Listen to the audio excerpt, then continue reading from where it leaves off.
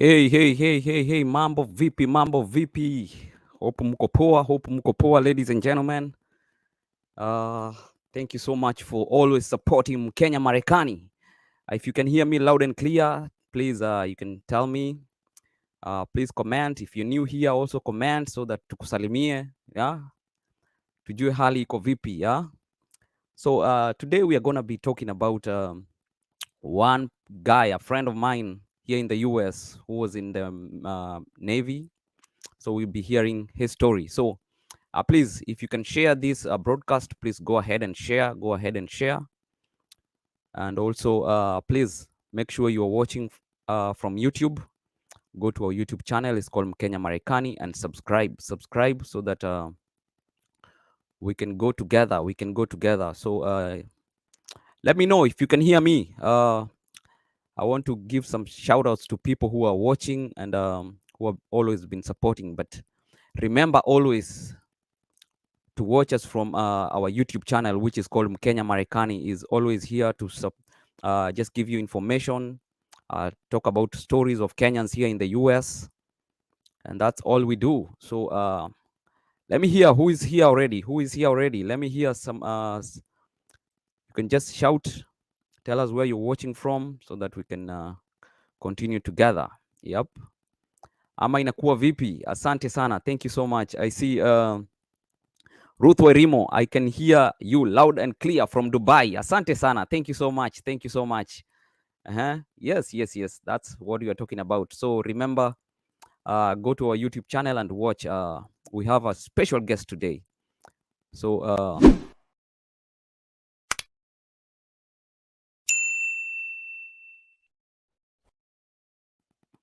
yeah, that's how you subscribe. Because some people have subscribed, but they've not hit that bell. You know, when you hit the bell, that's when you get the notification when we are live. So without any further ado, ladies and gentlemen, put your hands together for Mr. George. Mambo vipi bro? Fiti sana Gary, how are you man? I'm doing good bana. Yeah? So happy to be at Kenya Marekani TV. Yes sir. First Yes time to be sir. on TV by the way. Yeah? First time to be on TV. Nakwambia. This is special.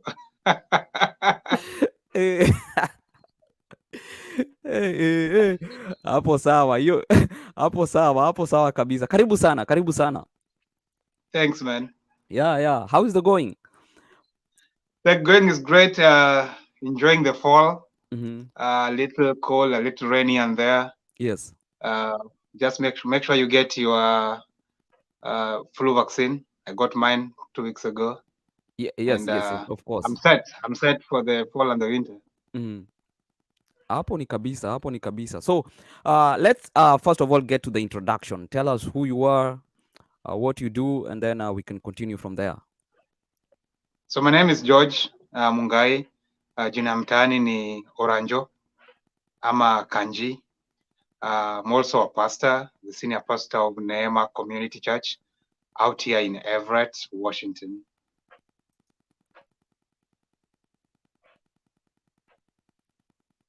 I'm also a father and a husband. So I'm a father of 4 and a husband of 1 wife. And I love Jesus as my Lord and Savior. And just, yeah, that is me. And I enjoy being around people. I love having fun. I also enjoy serving God. Mm-hmm. That's basically it's George Karanja Mungai. Oh wow, amazing. So wacha tuanze hii safari ya how you ended up in the US. Yani kwanza mtani unatoka wapi? Kenya. I grew up in Mudhurwa. Oh Unajua wow. Mudhurwa? Mm-hmm. There used to be a joke that sewage za Mudhurwa zinaharibikanga end month peke yake. Yeah. Watu wamepata mshahara. But I grew up in Mudhurwa. My dad used to work with Kenya Railways and I grew up in Mudhurwa. Nilikuwa nacheza ball.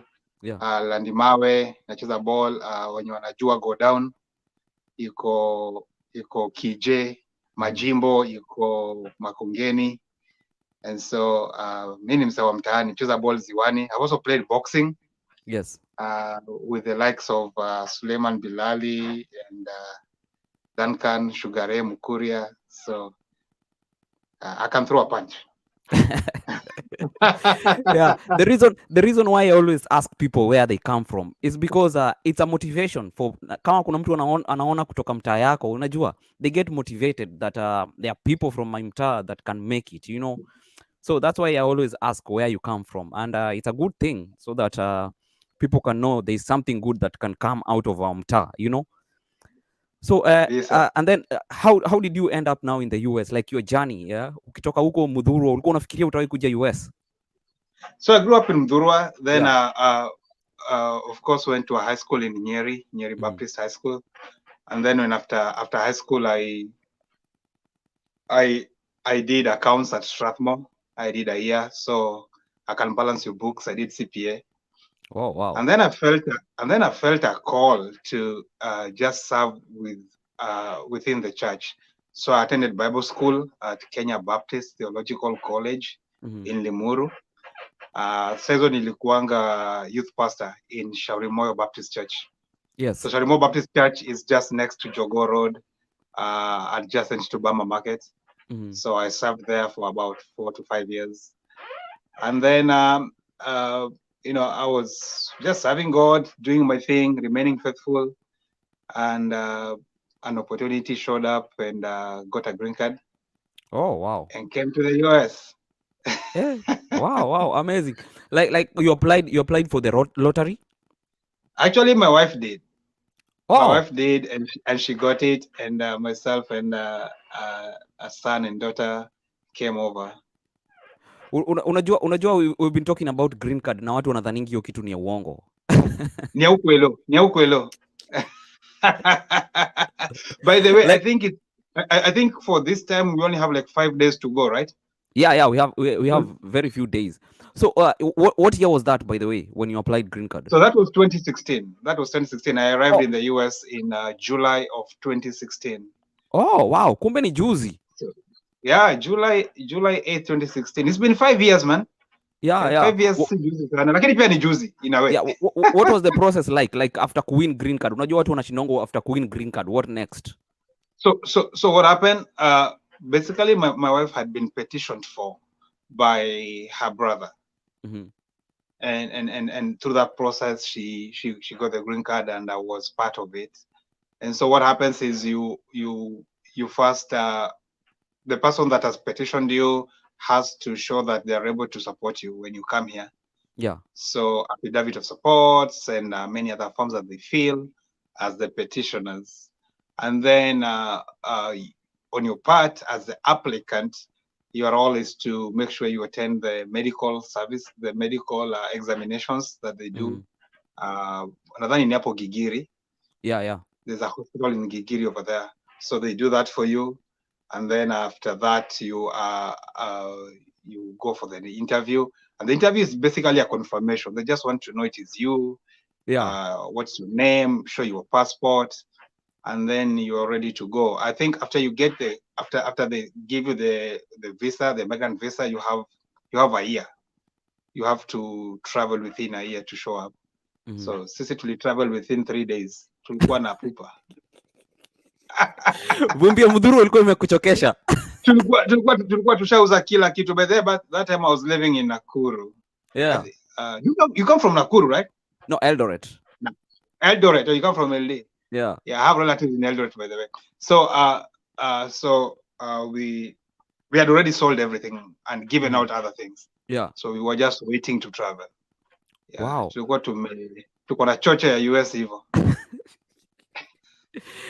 Mlikuwa mnasikianga tu about US. Sasa mnataka kuiona. US unaionanga kwa movie. Ile US ya movie ile, ndio nataka kuenda. Yeah. Up to today, but natafuta hiyo US ya movie, sijui inakwanga wapi. I think I came to another US. Hii ni USB probably. Kidogo tulikuwa tumekupoteza hapo kidogo. I think ulikuwa umepotea kidogo. Sijui kulikuwa na mushkili kidogo. Yeah. So the dream of winning a green card is real. Like it's legit. People can win green card and come to the US. It is I mean, if you aspire to come to the US, apply. apply for that green card. It costs you nothing. I know some cybers might charge you 100 or 200, but it's worth it. Make that application. By the way, tafuta passport. If you have a dream of traveling or going any place, go get that passport. It because hiyo ndio jembe. Yeah, ni kama msee anasema I want to make it in school na nunui bairo na hata kitabu. itakuwa hard. Hata kama uko na atakuwa anazindikisha watu kwenda shule. So if you ever have a dream of traveling, whether it's the US, whatever it is, hata kama ni kwenda Somalia ama Uganda, get a passport. It's a good investment. You never know. God can open doors and you land a job. And you realize the only thing between you and traveling, because that job involves traveling, is a passport.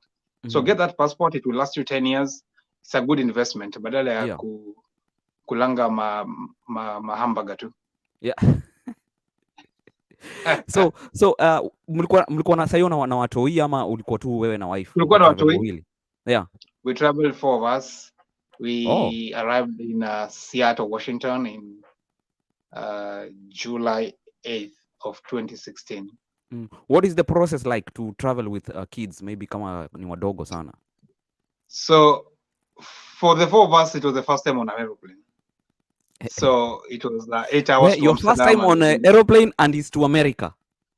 Nakwambia hakuna mchezo. Pigia Yesu makofi. Hata kukuwa na TransX ya kwenda Mombasa kidogo kurudi, hakuwa na TransX. Ilikuwa tu ni kachezo. Hakuna TransX, hakuna mjari bus. Ni kucheza game.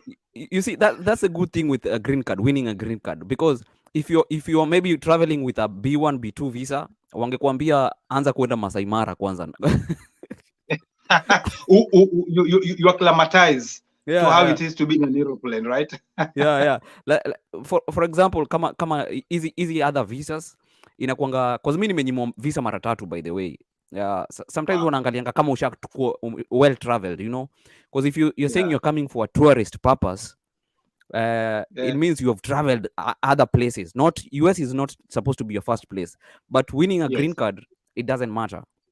Like if you won and all your details are good, then it happens that you will still come here even if it's your first time. So wow, that's amazing. So actually hata mimi nilikuwa nimenyimwa visiting visa once before that. So experience. I'm not alone in this. Of being given a red card. You know, they give you that red card, sorry, try again. So being here does not mean that we got it right the first time. No. Kuna time nilikuwa nimeinvitiwa to come over and preach in churches back then when I was in Bible school. Yes. And I mean, the invitations were good. There was an itinerary to like 7 churches to preach in. I was denied. Where? So pale kwangi mchezo. Tell us a little experience about the Nairobi embassy. Unasianga tu kajisho kanateremka hapa. Unaswetingi mpaka unasahau kizungu. Mpaka unasema my name is. My name was. Unasema my name was. My name was. Ai goodness, so tell go ongea Kikuyu hapo. Amerunike wewe, doke henya mwendo. I know, but we made it. So being denied is not the end of things. Yeah, you know, if you've been denied once, my spouse then had actually tried like 4 times. Now what? The green card or visa? No, just visiting. Oh, there's a wedding we are going to. Oh, there's a graduation we are going to. And she had been denied 4 times. Wow. Niko hapa mzae. Na kweli nakwambia ufai kukufa tamaa. Ukiona mtu anaenda kwa embassy na ulize mali choo ziko, huyo ni ordinary.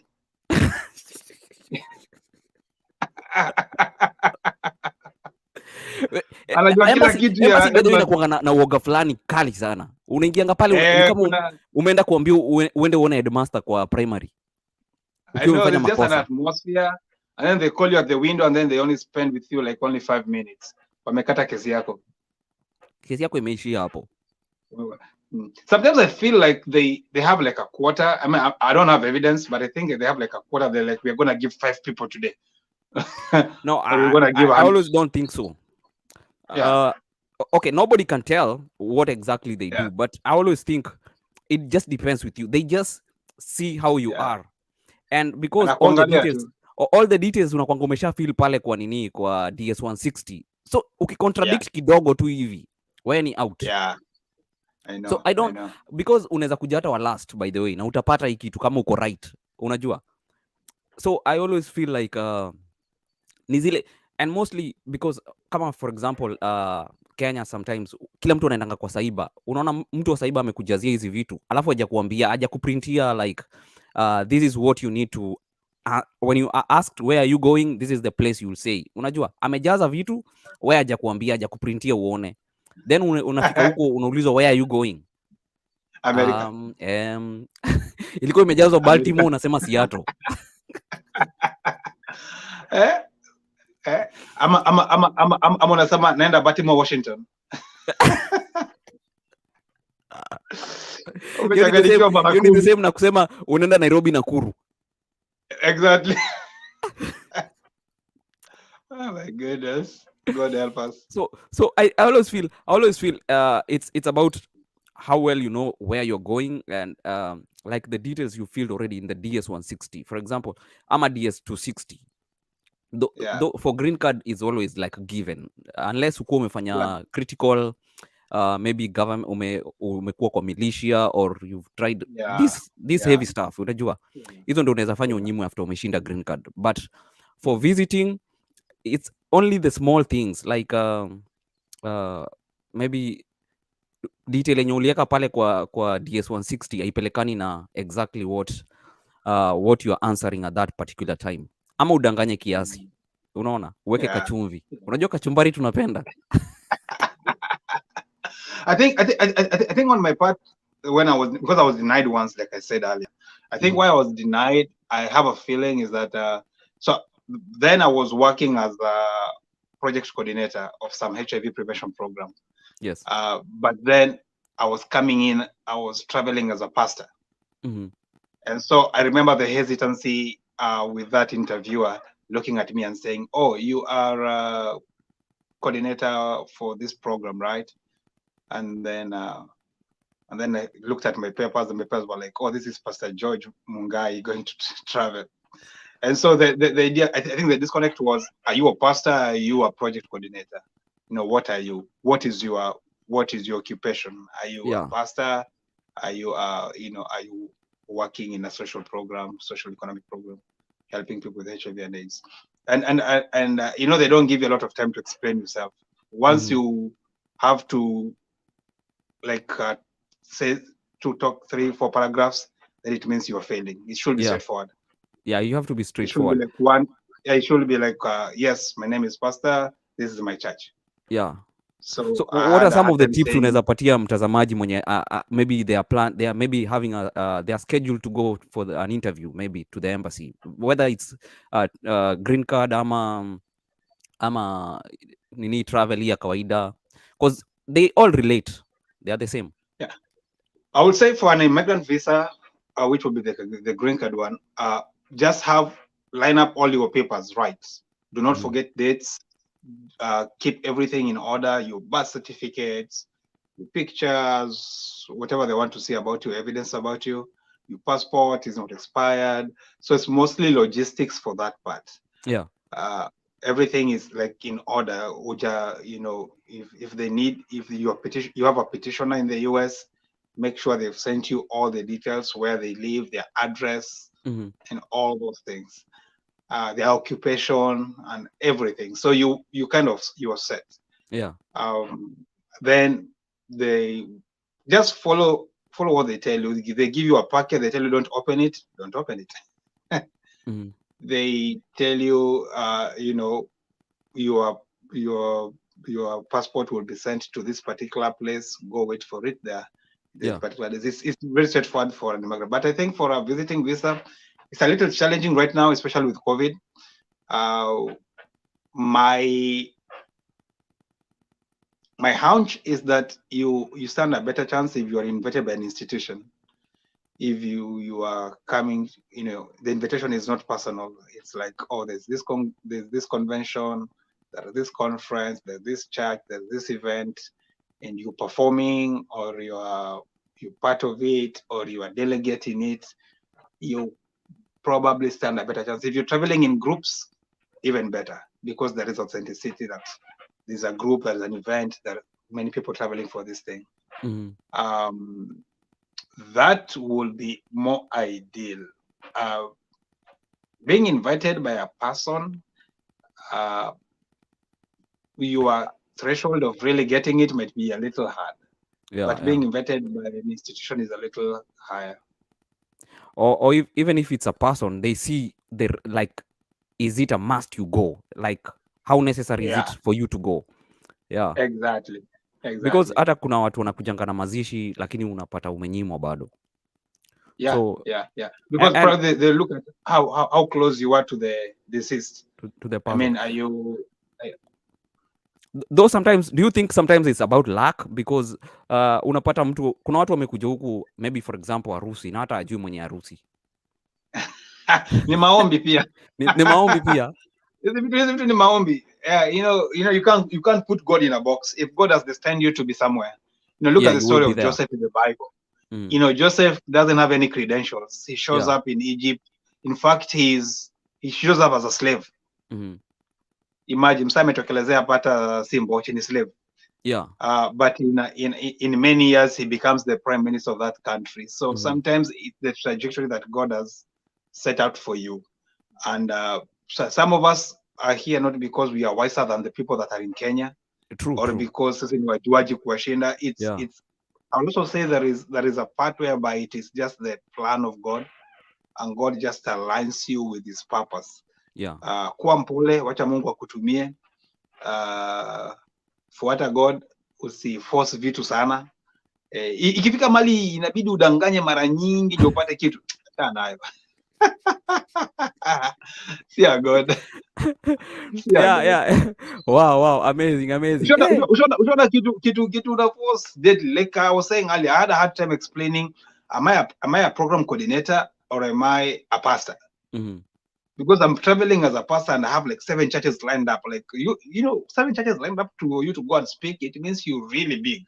You're not a part-time pastor. But what it appeared to that guy, and that was the truth, I was a part-time pastor. I was an associate pastor. My full-time job was as a program coordinator in Nakuru. But then I was going in as a pastor. And ni kama nilikuwa nimejiseti ni kama pastoral job ndio kazi yangu. Yeah. And so even as you explain, unaweza kuona yenyewe hata tunasema si hivyo, by the way. Unaweza kuona tunasema yenyewe aziingiani. Unajiita kama mkutano unasema nasema ukweli kweli. Unasema but it was an old lady. It was like, mother namwambia lakini sijui kama ananielewa. Hata mimi mwenyewe sijielewi kile namwambia. So kama uko na job mingi lazima uweke ile yenye inakaa necessary na ishikane na ile job unaenda kufanya US. Exactly. Put the occupation, and if probably you're coming in as a pastor, have credentials. Like you're a pastor, you're ordained, have all those credentials. Otherwise, they're going to look at you like, you just took up a role or a rank or just a title for you to be able to travel. So be sure that put your best foot forward, do your homework. You'd rather be over-prepared. Bring as many things as you think they will need. Sometimes they won't look at all of them, but sometimes when they see how prepared you are, put things in a clear folder, in a clear file, they're like, though nowadays they don't check on papers. They tell you, no papers, just tell us. Because already you wrote everything on the DS-160. And they know all these papers, sometimes people forge them. So they're like, no papers, just tell me. So umejipanga na file inatoshana hivi. I mean, she was really fair to me because she allowed me to really present my case. I can talk. So kajipresent mpaka nilikuwa mate imesha kwa mdomo. Then akaniambia, here's a red card, sorry man, try again another time. Unakwanga umetolewa pumzi, Yeah. unataka kuona madimdimu. Na saa shida kila mtu anakusikia mwenye amekuja interview anajua umekosa. Baadhi wao wanakwanga tu hapo nyuma yako wameketi, wakwange mbali, uwezo wa chita tumepewa, wanakuona.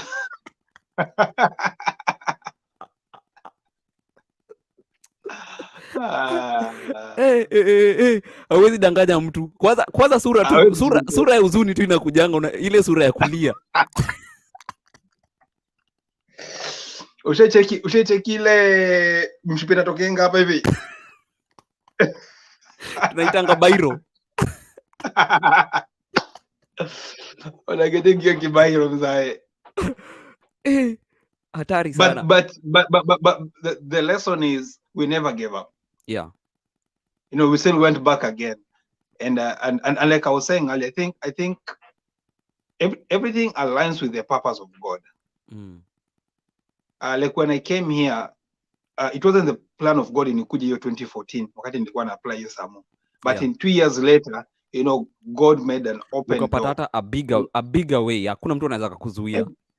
Exactly. I'm not coming to explain myself. I'm just showing up to show my face. Waone ni mimi, and then that's it. Yeah. And then I really thank my in-laws who are here, because they really did a good job in preparing for us, welcoming us, hosting us, and, you know, and giving us a good standing and a good start in the US. Wow, amazing. So I know we can talk, but let's continue now. Umetoka sa Kenya, umekuja umeland sasa US sasa. What was some of your culture shock? Nini ilikutisha sana huku? So mimi nimefika Sama. Yeah. Na cheki saini ya usiku bado jua inawaka. Nashanga huko nilikuja ni wapi? It's 10 p.m. at night. Uliland Seattle first ama wapi? I landed in Seattle, yeah. Yeah. I landed in Seattle. It was at night, and then of course we were picked up. So when we were being driven home, we were going north to Everett. Tulipitia ile expressway. In terms of express ile unapitia huko downtown. Subway, kama ka subway Kinjaro. Yeah. So tukapitia huko, I was like, kweli. Hii ni yoteto. In your states. So we came in. The culture shock was, I mean, it's summer, so days are longer, and then I didn't even have a time to really relax. We were like, we are hitting the ground. We had a plan. That's the other thing I would like to tell people, like, have a plan. So we came. Our plan was we're gonna go get in school. One of us is gonna school full time, another person is gonna work, and then so that because otherwise we're gonna only be doing entry jobs throughout our life. Yeah. So we were like, tulifika second week, actually tulifika I think on a Thursday. On Monday we were in class doing CNA. And so we did that for 3 weeks. We finished. As we were finishing, I started doing a job at Fred Meyer. We used to be a night stockist, kind of itanga graveyard shift. Yeah. Fanya kazi saa sita usiku mpaka saa 2 asubuhi kupanga mabox. Yeah. Ilikuwa inalipa mzuri pia, haikuwa mbaya. Haikuwa mbaya. Haikuwa mbaya. Ukiconvert na shilingi unaona uko sawa. But then unaambiwa oh, this is $12 an hour. Unahesabu mwanzo niko na 1,200 an hour. Mwanzo uko mbele. Uko mbele kama mfuko ya shati. So I was like, this is the thing, you know, I'm making money. My spouse was also making money. Our kids were enrolled in school. And so it was really hectic. We really got a lot of help from our in-laws. Just making sure which school district to go to and all that. Yeah, umekatika hapo. Yeah. There's a way your internet dropped a little bit. Oh, really? Yeah. So Ebu tell us now that you know it's a very tricky place to be when you arrive. You're new here. Your wife is new. Your children also are new. Now, hustle ya kupata kazi, lazima usome na bado kuchunga watoto. You know, that's a very not an easy place to be. Yeah, you really need a lot of support and to listen a lot to people that are hosting you and or people that you find here, because sometimes unaweza kuja na ujuaji mob and then you're not able to be advised. But Yeah. also you need to be also to be your own person. So usibebwe, lakini pia usikue uwezi ukasaidika. Yeah. You should be able, that's my view. Have a plan, especially if you're coming in as a couple or as a family. Have a plan as a family, because in America usipojipanga utapangwa. Yeah. Na Na utapangika utapangwa na vizuri. watu. Utapangwa na watu. People will make you do their agenda, and then you realize after 10 years, like, I mean, I'm just going in circles. Your mark timing. Watu wamekutishia, usijaribu kufanya hii kazi ni mbaya sana. You know, don't do this, don't do that, because they have not ever tried it. Yeah. And so they are limiting you because of their experiences. And so you should be a little headstrong. Yeah. But again, you should maybe not headstrong. You should be focused on what you want to do, but also flexible enough to hear advice. Yes. I think that combination is very important if you're going to be successful in the US. Yeah, because I know of people wamekuja huku lakini wametiwa uoga, hata mtu hawezi toka hapo nje. Yeah, exactly. And again, it depends with who is your first contact here in the US. They will shape your line, right? Exactly. Yeah. Somebody told me when I came in the first week, I owe him that, because I think that was the best advice he gave me. He said, hey, this is your first week in the US. You're a green card holder. You can basically live in the US or live in Kenya. Decide early enough where you want to retire. Decide now. Make decisions right now, because then it means it will help you decide where you're going to invest, because you may never have enough to invest back home and here. Yeah. So other than trying to be in two places at one time, decide when you turn 60, where do you want to be? And start investing now at 30 or at 20 towards that destination. Because if you don't make that decision early, you'll get to a point in life whereby you are all over the place. You are not able to set yourself good.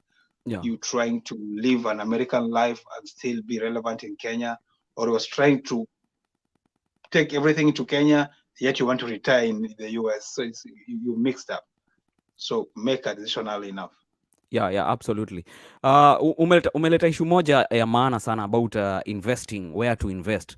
But guys, anybody who is watching us from other platform, please come to our YouTube channel so that you can I'll bring all your questions. We'll be tackling all your questions after this, because if I start bringing comments and questions, we will be diverted. So please make sure you go to our YouTube channel and subscribe and like and comment so that we can go together.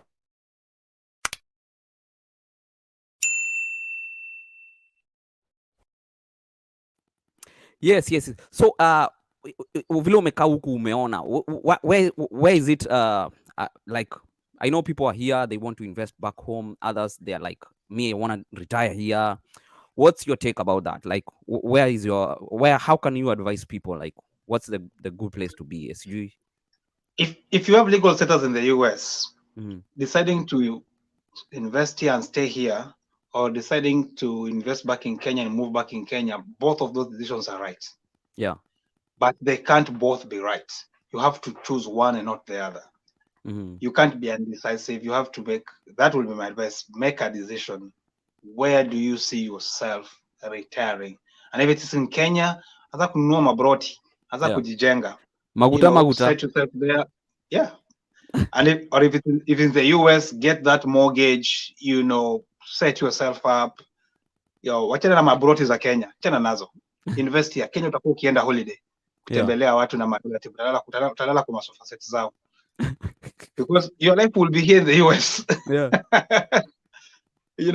Because I think you don't, especially if you come as an adult, you probably don't have enough time to have your cake and eat it.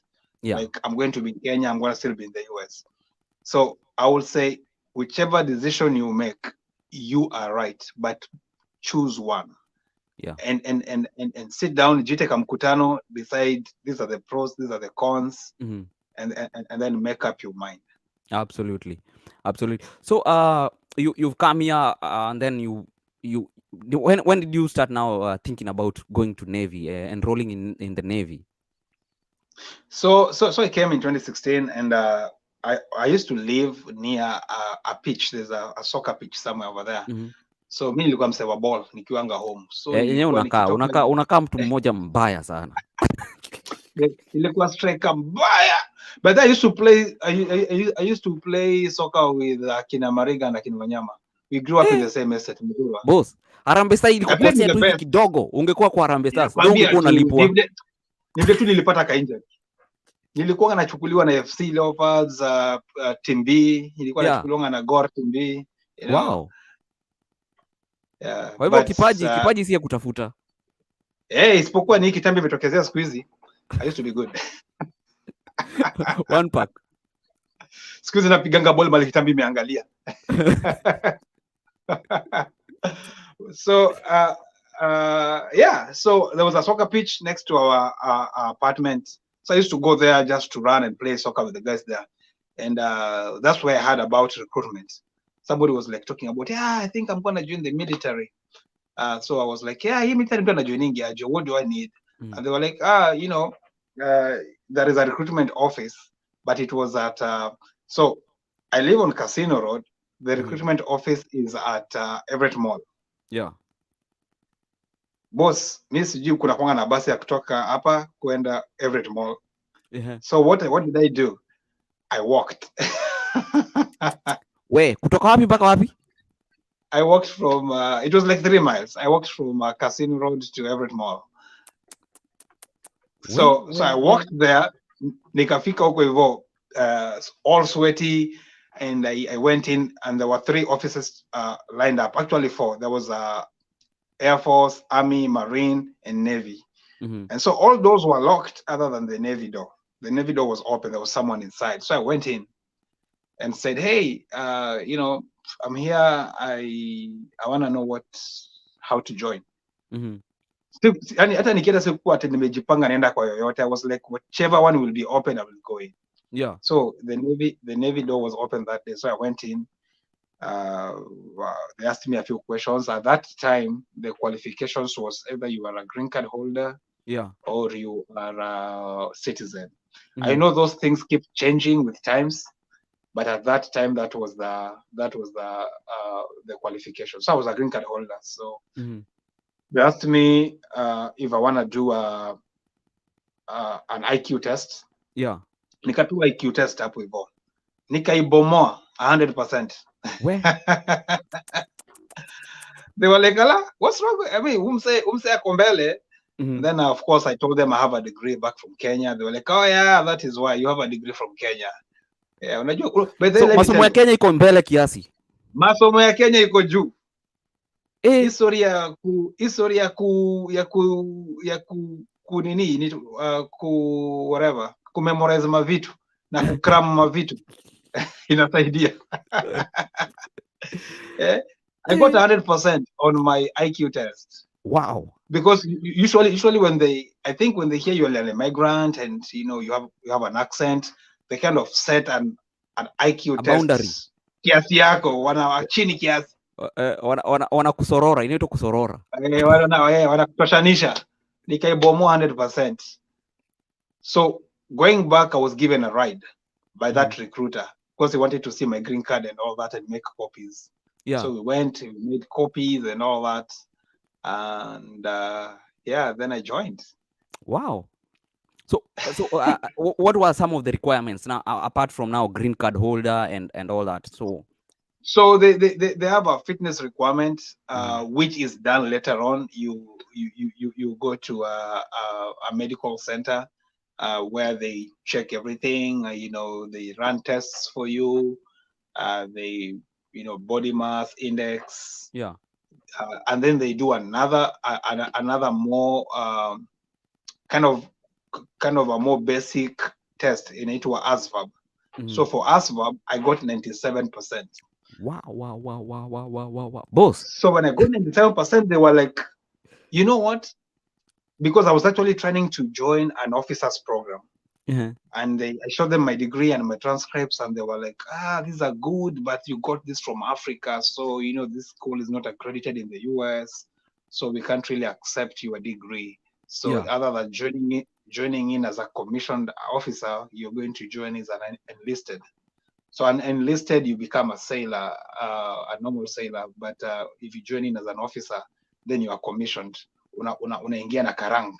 Yeah. So I was not able to join as an officer because they could not accept my degree. But then nilikuwa na bomwezi maasvab zao. So they were like, you got 97%. You can basically choose any job you want to do in the Navy. Yeah. Explain that, because a lot of people wanadhani ukiingia Navy, there's only one career. There's a bunch Navy of kuna other kila mtu. different. Navy kuna watu wa kupika. Kazi yao ni kupika tu. Yeah. Kazi yao ni kupika maugali na mandondo. Yeah. Hiyo kazi, kuna kazi nyingine. But he or she is still a sailor like any other person. Mm-hmm. And then you have engineers in there, and then you have people that just support stuff, like wanakusaidia vitu kama supplies, Yeah. ordering supplies. And then you have people that are handling weapons.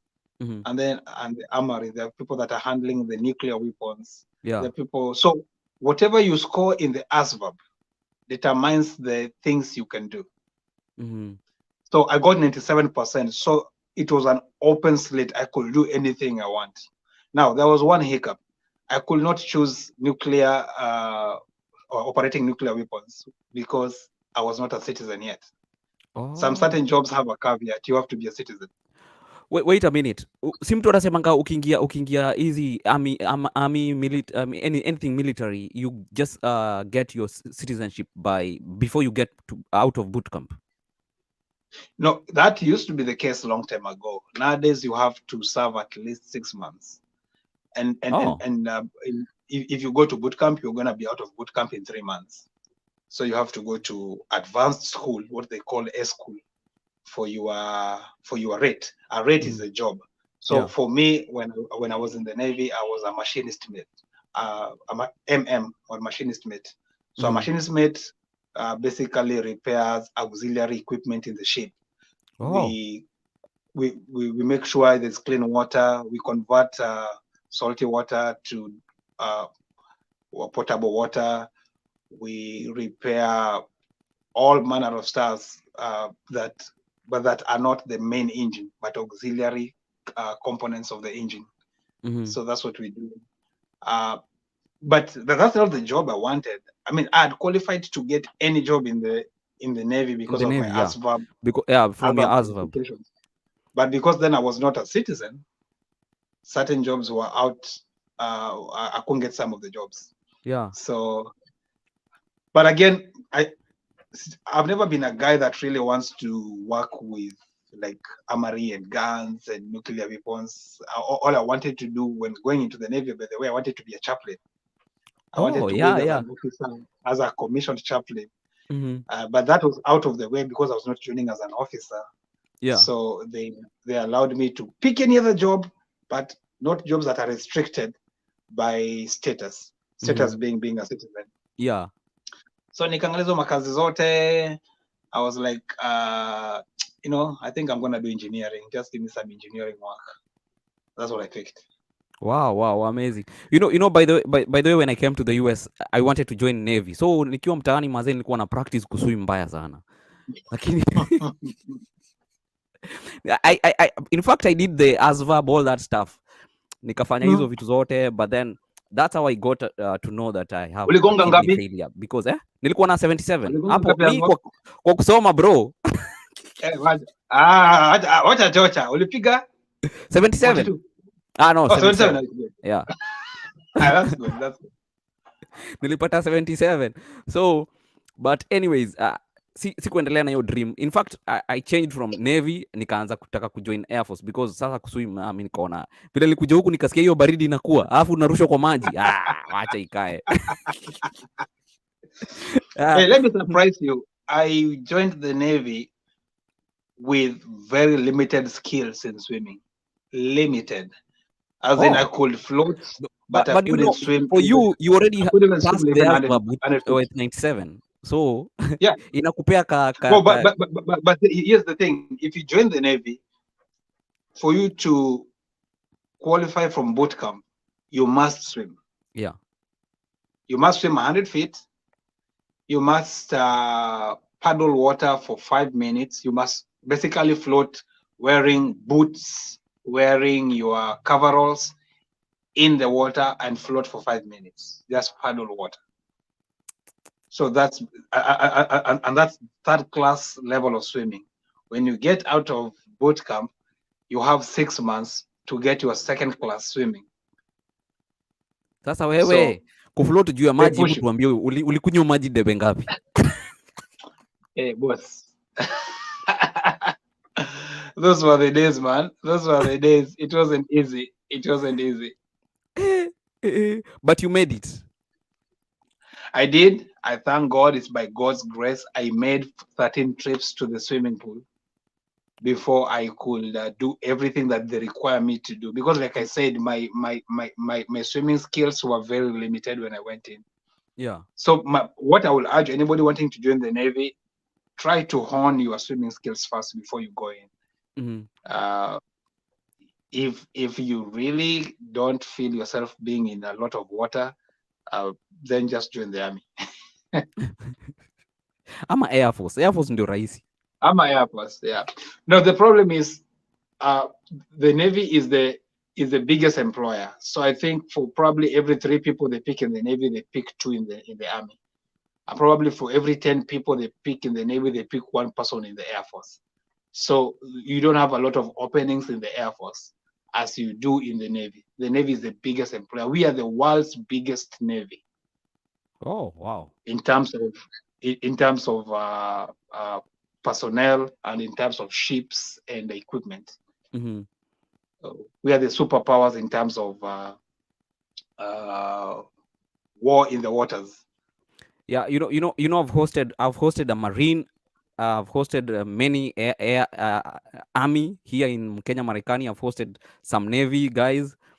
Every time a person comes from a certain arm, they always say theirs is the best. Hii yetu ndio noma. Hiyo tu ndio kali bana. Hiyo tu ndio balaa. But the truth is because probably it's what you experienced, so it's what you know.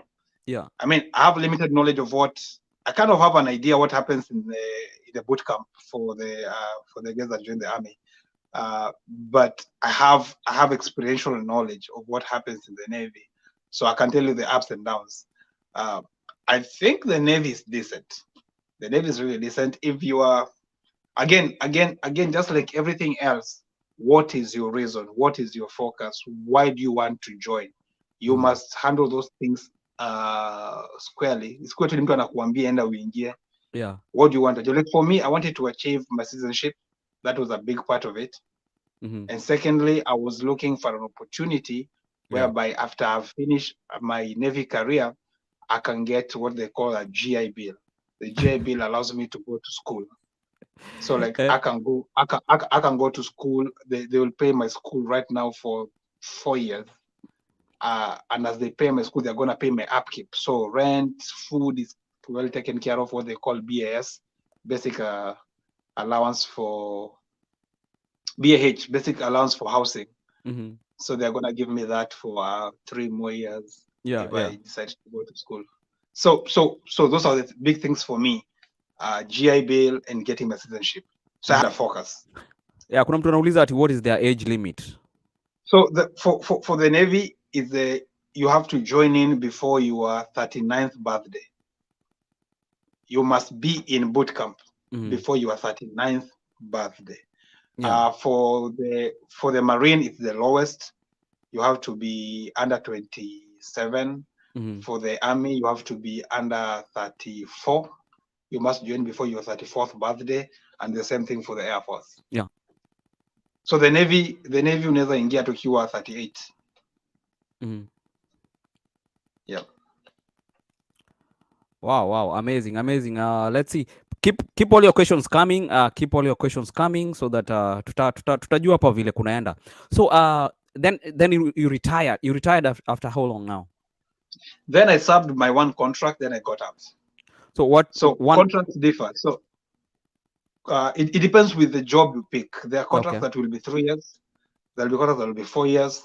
There'll be contracts that will be 6 years. For example, if I took like you know uh, like let me see, if I took a job as an engineer in a submarine, Mm-hmm. then it means I'll go for 2 more extra years of training, Yeah. and then I'll have to serve my 4 years. So it Mm-hmm. means I'll have to be in for 6 years. If you go in as a CS, which is actually a cook, if you Yeah. go in as a CS, then you have a contract of 3 years Mm-hmm. because you get out of boot camp and then you go train for like 3 months or 2 months, and then you go start doing your job. Mm-hmm. And so 3 years you are out. So I only served for one contract and I got out. Oh wow, wow, amazing, amazing. And then how was it now? Like now umezoea kukua in a certain like uh uniform, umezoea kukua kwa unajua the way they are so strict like in terms of time na all that. Now umekuja kwa civilian sasa. Life ya civilian sasa. How was that transition? It's a good experience. You learn a lot from that because you learn to follow orders, you Mm. learn to beat deadlines, you learn to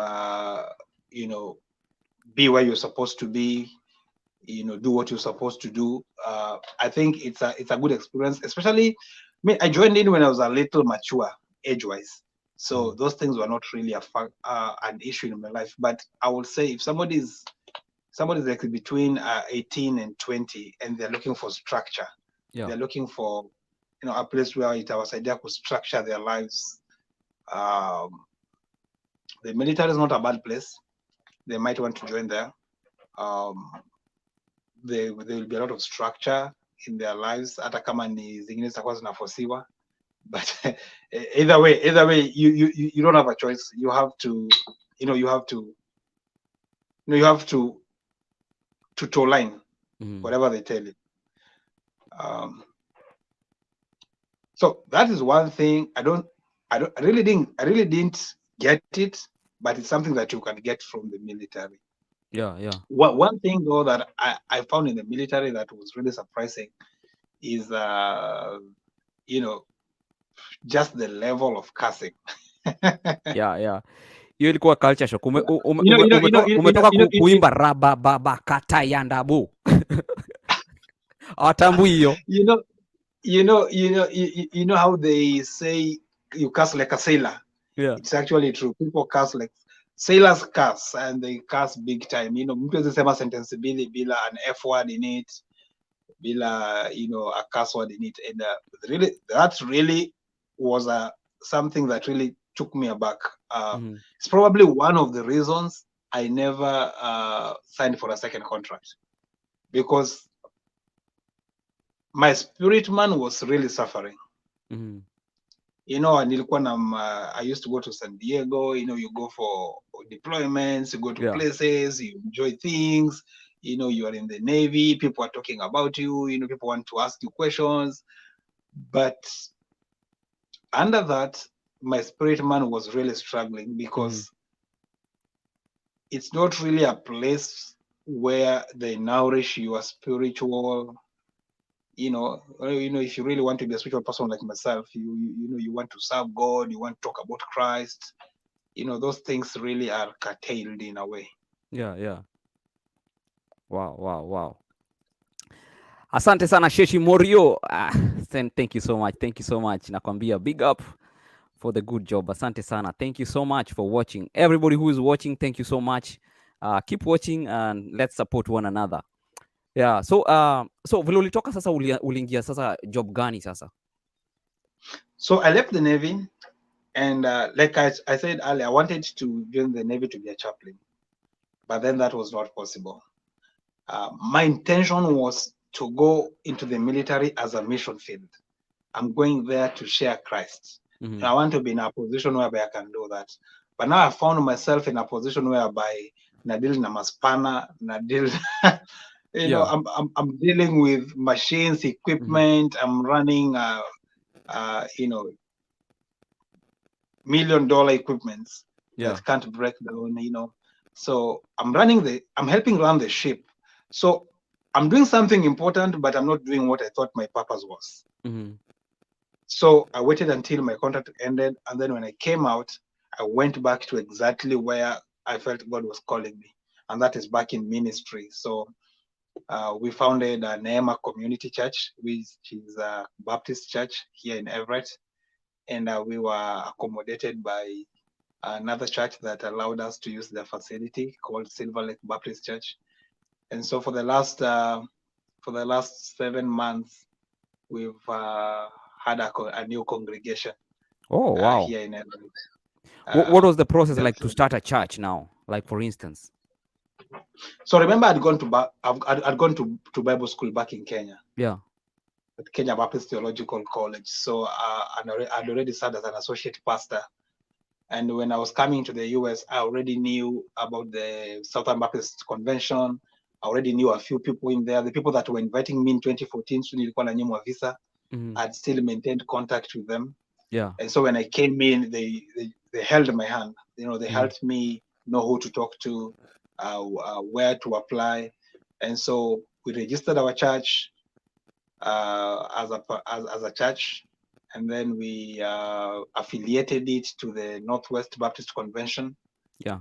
And so we are now under a big umbrella of other Baptist churches between Oregon and Washington. We have about 500 churches Wow. that are under that convention. So we are just one part of a big umbrella of Baptist churches. And I grew up as a Baptist, so it Mm-hmm. wasn't really a culture shock. I understood the doctrine. And by the way, the doctrine is just the word of God. Yeah. Yeah. Hatunanga stori zingine mingi. Hakunanga makilemba. So I like the way you've entangled yourself with the culture. I mean the church culture here in the US, because I realize sometimes, I don't know if it's just me, Wakenya wakikuja huku wanajiisolate kiasi, wanafanya vitu zao, like ukiingia church ya Kikenya ni kama tu yenye iko Kenya, yani like Yeah. haijaweza kutap into hao wazungu, hata tukisema ati The mainstream churches, yeah. yeah, like for And example and, and, and, and, and and I will say this: there is a lot to learn and a lot of knowledge and resources even if you want to remain an independent Kenyan church, but plug in yeah. into these associations, plug in into this convention of other churches, because then you're not trying to light a little fire on the side, but you become part of a big bonfire, Mm-hmm. and you're not trying to do everything by yourself in your little congregation, which is probably 20 to 30 people. But Yeah. you plug in and become part of, like now we are part of the Northwest Baptist Convention. Like I said, it has more than 500 churches. Mm-hmm. And so there are certain things that we are not able to do alone.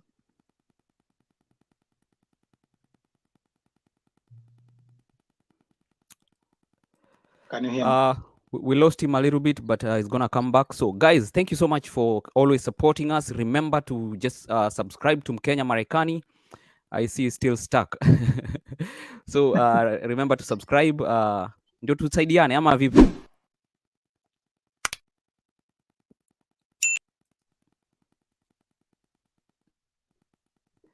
Yeah, let me see some of the comments that are coming, so as we continue. Okay. um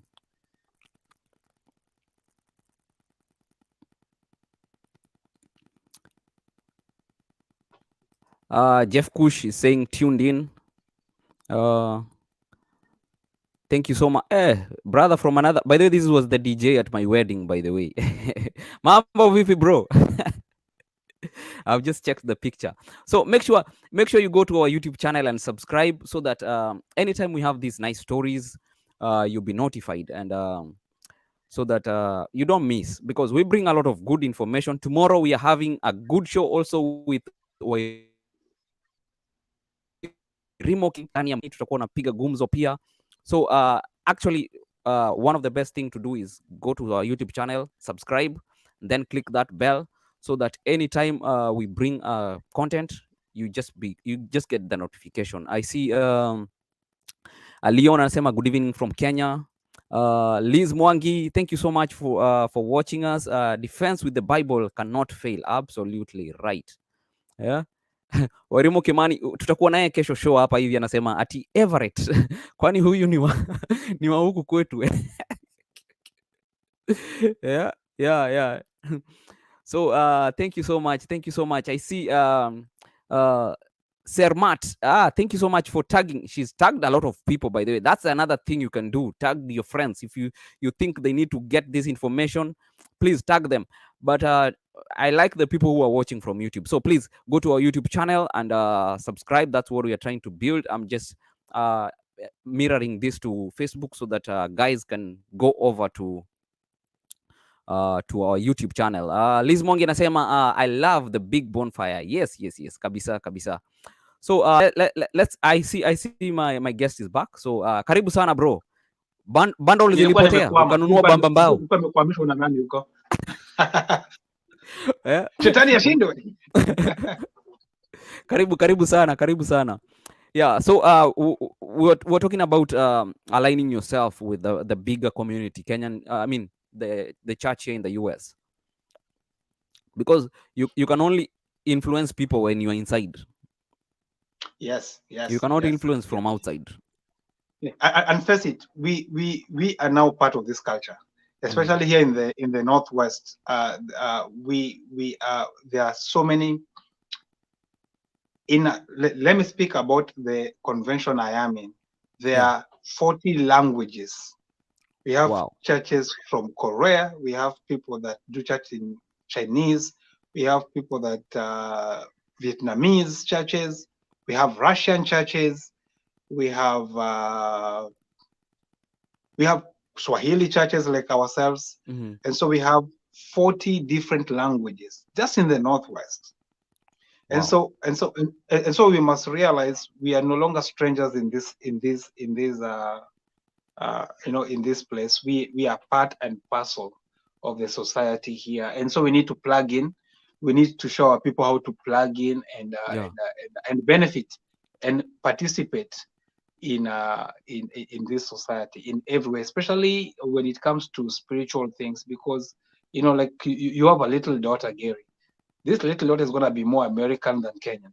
Yes. And so if you try to isolate her and keep her in a small cocoon where she's just dealing with Kenyan people, and it's good for her to learn Swahili, but if that is all she learns and she's not able to plug into the market here in the US, then you are doing her a disservice. And so that's the same thing. We tunafaa kujituma. History ya kuonyesha wangu watu one particular kind of job na tunakwama hapo, na kuonyeshwa just one particular kind of church na tunakwamia hapo. That should be a thing of the past. I think it comes out of here because kuna vile mtu anaweza kuja kutoka Kenya then aone nikiingia kwa wazungu maybe au wajui mambo, nikiwa na shida nafaa kuchangiwa, wanakuletea maua. So yeah, and I think also for us it's also to learn new ways. Hatutawacha mila, lakini also to learn new better ways, because like that welfare thing, it's how we organize ourselves. Back home when we have a wedding ni watu wote, tukiwa na mazishi ni watu wote, ukiwa na graduation, tukikuchangia kuja America ni ya watu wote. So we are so communal. But also when we come to this culture, you realize there are things that you can structure. Like you can say I'm going to get an insurance cover. So mse akipass atala tukuchangie $5,000. Your loved one is able to get $100,000. Na yani mwenye ameenda ndio nawaachia hela sasa. Mwenye anaenda ndio anaacha amejipanga, anaacha amwachotea do. Tunataka waende, but that's the reality of the matter. So then we must do one without leaving the other. Let's get this insurances, life insurance covers. Once you get it, you're covered for like $100,000. And then let us still do those meetings because we are a communal people. Let people come and encourage you, but they're not necessarily coming to give you money. If they give you $100 or $50, it's still okay because it's our culture. But that's not what you're waiting for. Yeah. You already catered for. Things like health insurance. Better. You know this better than probably anybody else. You've gone through a lot of things medically. Yeah. Without that medical insurance cover, then you'll be looking at a humongous bill. Very, very, very huge. That, That you will die. You will that die in debts. you still die paying it. Even And your so grandchildren will still be paying that yeah, debt. yeah. Same thing with education. You can still take insurance covers for kids' education, where kids will still be taken care of education. You can take mortgages and pay them up. So let us still do our culture, which is very beautiful, where we come together, we want to join together, do things communally, but also let us also tap into this culture and what it's offering, and the services they can offer us, like the few ones that I've just mentioned. I Yeah, think yeah. it's important to I, get I, I both. find I find like coming from Kenya, we stay on the side and start criticizing instead of learning. Yes, yes, Because yes, there's a yes. reason why this country is a superpower and the country number one in the world. There's a reason. Yeah, yeah, But when we just say uh they don't they if it's church they don't do it the right way, if it's health they don't do it the right way, it's food they don't do it the right way. But if you look at their life, like life, for example, maisha ya watu huku, people live 90, hiyo ndio kawaida, 90 100, yani exactly. mtu Yeah, ako ajainua hata mgongo, meno iko yote. You have to ask yeah, yourself yeah, how. exactly. Yeah, like one thing I was telling a friend of mine the other day. I was saying, sisi wanga tunaendanga hospitali tukigonjeka. Yeah, Hospitali ni watu that's what wagonjwa. I've been saying. Ukisikia The uchungu culture here, yeah, the culture here is you go for medical checkup. yearly. And so things that are going to be discovered are discovered at a very early stage. Yeah. And then you get treated. Sisi tunangoyanga tushikwe na malaria. These people get vaccines. Like a big thing has been the COVID vaccine. Yeah. I mean, I've met By so the many way, people that it's a are like, big thing. It's a big thing. It's a yeah, very the big COVID thing. vaccine is a very big thing. I've met so Are many you people that are for like, it ama unasema bado ni ya 666? hii kitu mimi ni mtu wa maombi, mimi ni mtu wa kufunga na maombi. Hii kitu hizi kanishika. Now, we must do one without neglecting the other. Yes. Sikwambi uache maombi na kufunga. Maombi na kufunga is very key. And I encourage you to continue doing that. But also, I want you to understand that God has given men knowledge on other things. Kama unakunywanga Panadol ama Tylenol, the same knowledge ya mwenye alitengeneza Tylenol na mezanga is the same knowledge, medical knowledge that has gone into the COVID vaccines. Yes. If there is no way you will approve a Tylenol and disapprove a vaccine. Yeah. Ama approve one thing and refuse the other. So, for example, I always say every Kenyan has a BCG vaccine, but exactly. the same person is saying that COVID is not good. How now? Is that no, a biggest contradiction? Ulidungwa ile whooping cough. Yeah, ulidungwa yellow fever. Polio. Na si ulitengeneza. Ilitengenezwa.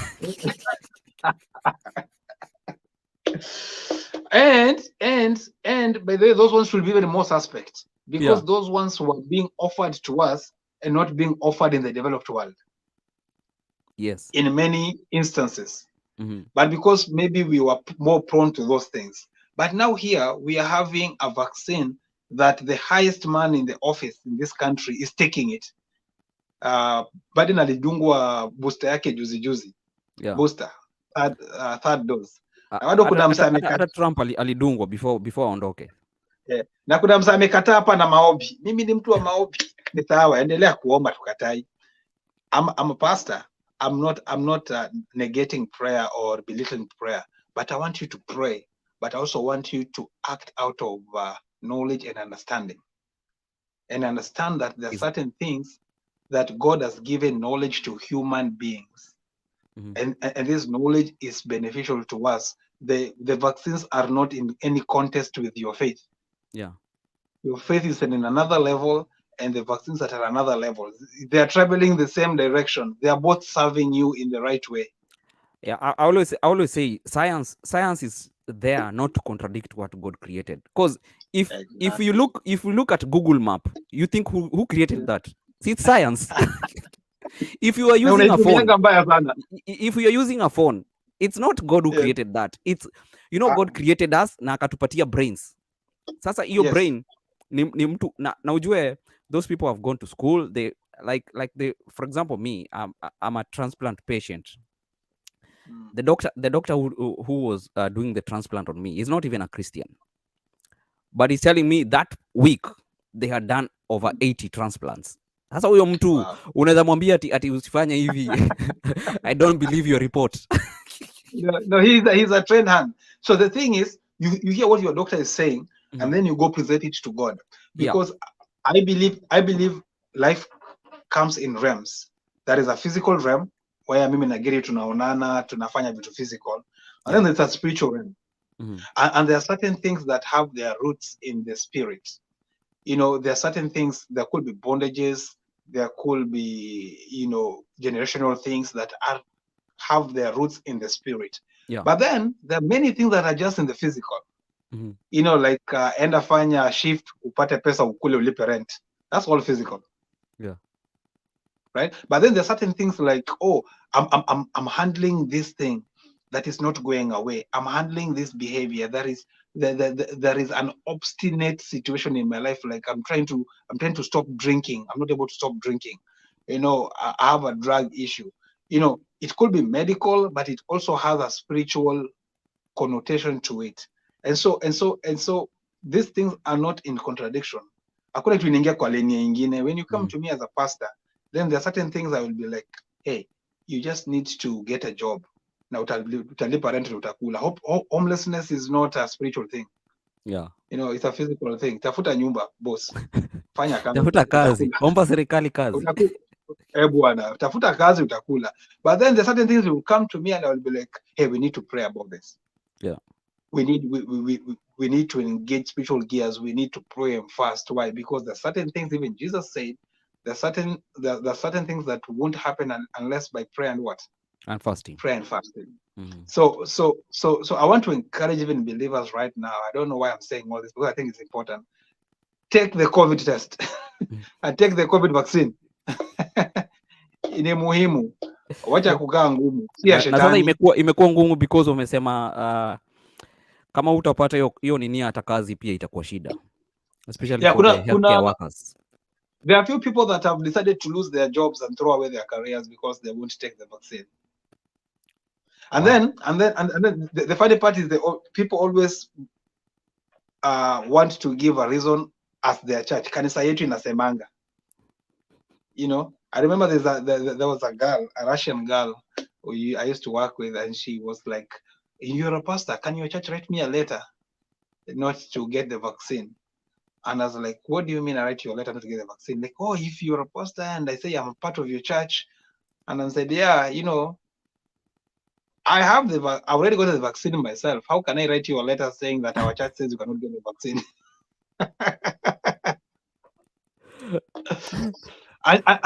and she really begged me for like a whole week. Mm-hmm. Like, I'm so sorry, I can't do it. Yeah. Let us not soil the name of the church by trying to. I know many pastors are probably being approached.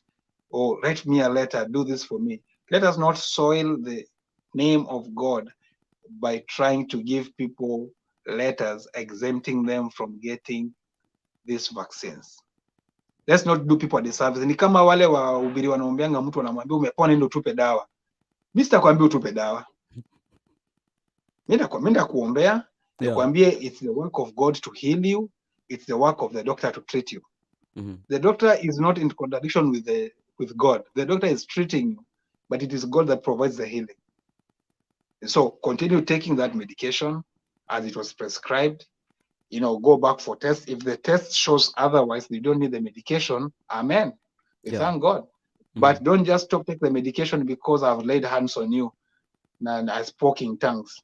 The tongues are spiritual. Medicine is physical, and you have a physical situation. You need that medicine also. Yes, yes. Wow, wow, amazing, amazing, amazing, Sana. So, I think we've talked a lot of different issues here, and I believe it's been a good talk. People have benefited a lot in many dimensions. So, just give us your last thoughts, because I know we need to have this session again. It's something we can go on and on and on. Yeah. So, give us your last thoughts, and then we can conclude this. So I want to finish by sharing the gospel. I want to take this time just to encourage everybody that is listening to me and they have not given their lives to Jesus. We I am a pastor of a young church right here, and my number one goal is to share spiritual truth to you. And so I want to remind you that God loves you and that God has a good plan for you and your life. The Bible says that you know, for God so loved the world that he gave his only begotten Son, that if you believe in him, you will not perish, but have everlasting life. It's a common verse, but a powerful verse either way. And so all of us are eternal, and where you spend your eternity is determined by the decisions you make today. If you make Jesus Christ your Lord and Savior, then you're gonna spend eternity with him. And eternity does not start when you die, it starts right now. He gives you life right now. The Bible says that I came that you may have life and have it in abundance. So God's desire is to give you life in abundance in every way, in every aspect of your life, in your family life, in your career life, you know, everything that you go through, God wants to be there with you. And so I want to encourage you. If you want to give your life to Jesus, this is the right time to do it. Do not postpone it. Do not say, I'll wait until I get married. Mm. This is the right time. And if you allow me, can I lead somebody in prayer if they want to pray? Yeah, yeah, sure, sure. So if you want to pray a prayer to receive Christ, I want you to repeat this prayer after me. The prayer said in faith, if you believe it in your heart, and you proclaim it with your mouth, then that's how you get saved. I want you to repeat after me. Say, Lord Jesus, I give you my life. Forgive me my sins and come into my life. I choose to follow you from this day forward. In the name of Jesus Christ, I pray. Amen. Amen. Amen. So if you happen to be in Everett or near Everett and you want to join us and come fellowship with us, then we welcome you. The name of our church is Neema. That's Neema, right there. Yeah. Branding naona umefanya Neema. kabisa. Kuna mtu anauliza Chris Adwar ni msanii mkubwa sana pale Kenya wa Injili, by the way. Unajua ile song nimetafuta milima mabonde.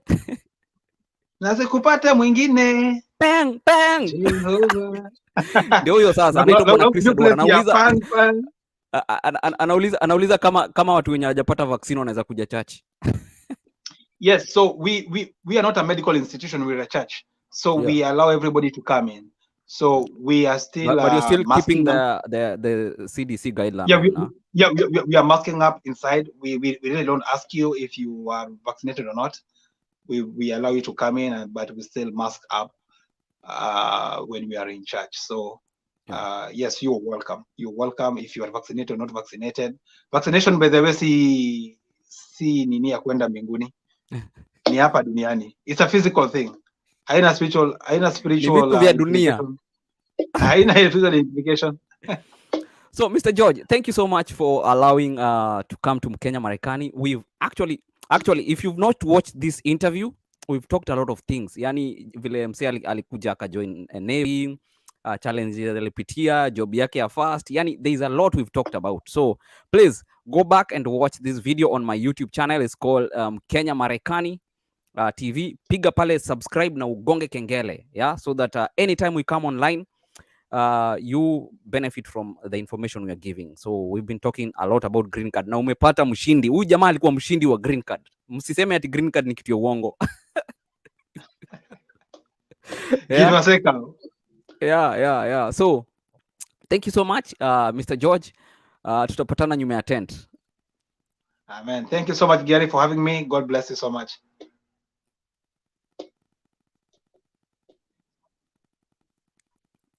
Yeah.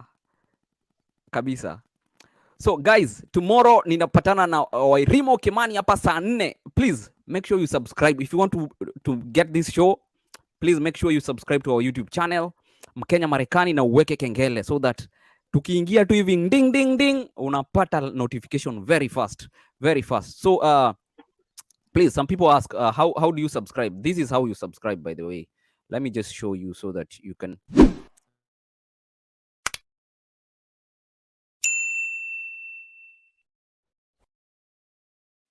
Let's repeat that.